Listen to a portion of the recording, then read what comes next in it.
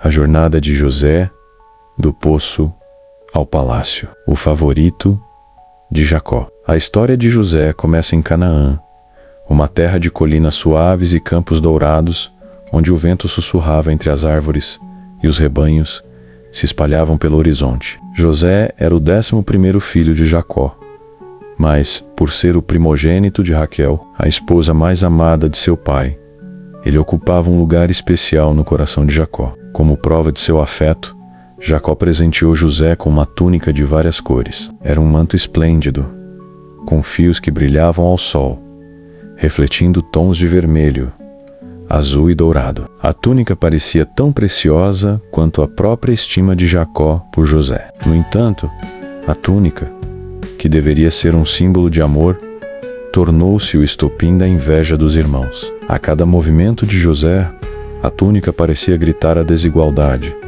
alimentando um ódio silencioso entre eles. José também era um sonhador.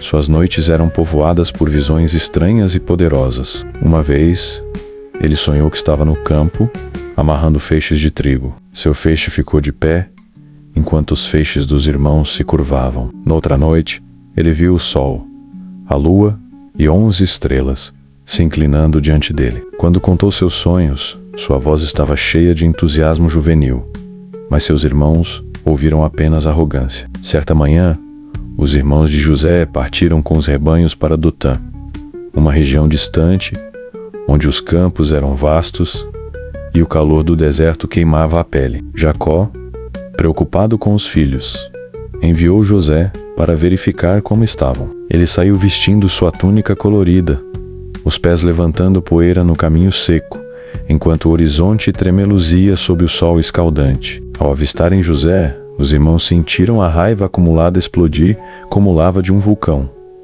"Lá vem o sonhador", disseram, com os olhos fixos na figura colorida que se aproximava. Eles decidiram que era hora de se livrar dele.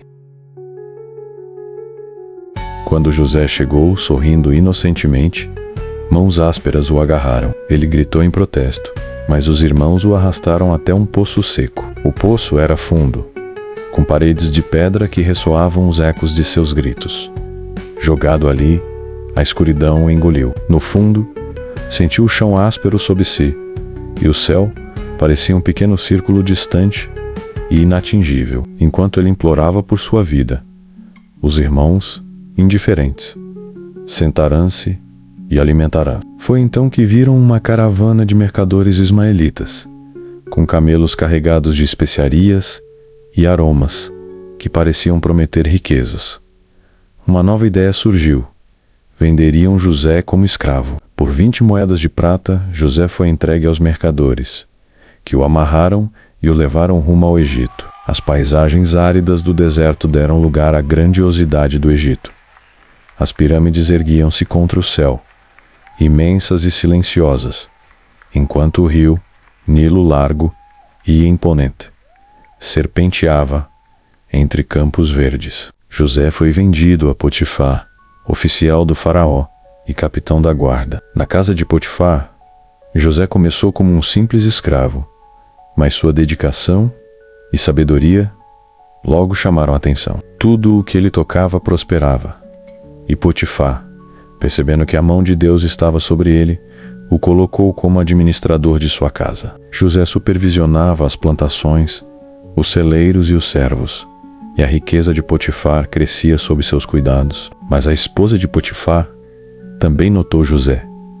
Ele era jovem, forte e belo. Seus olhos o seguiam em cada canto da casa. Um dia, quando ninguém estava por perto, ela tentou seduzi-lo. A sala estava perfumada, os tecidos das cortinas balançavam suavemente, e sua voz era doce e insistente. "Como poderia eu cometer tal pecado contra meu Senhor e contra Deus?" José respondeu, recuando, mas ela o agarrou pela túnica. Ele fugiu, deixando a roupa em suas mãos, e ela, tomada de raiva, o acusou falsamente. Potifar, enfurecido, mandou José para a prisão.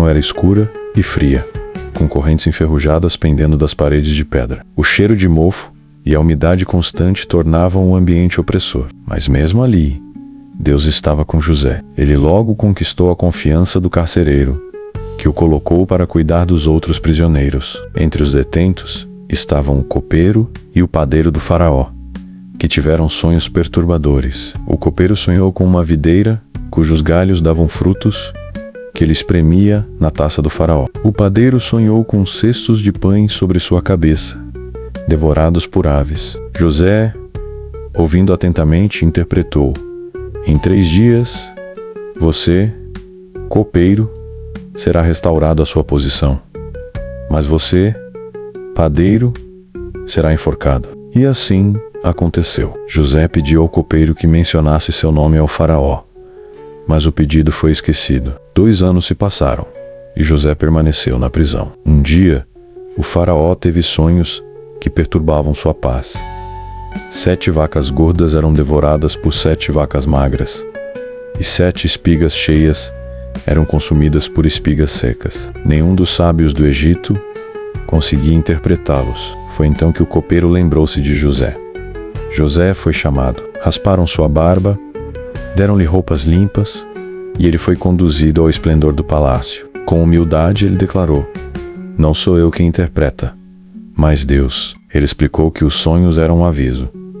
7 anos de fartura seriam seguidos por 7 anos de fome. O faraó, impressionado, colocou José como governador do Egito. Quando a fome atingiu toda a terra, os irmãos de José vieram ao Egito em busca de alimento. Eles se prostraram diante do governador, sem saber que era José. Ele os reconheceu imediatamente. Seus olhos encheram-se de lágrimas, mas ele os testou para ver se haviam mudado.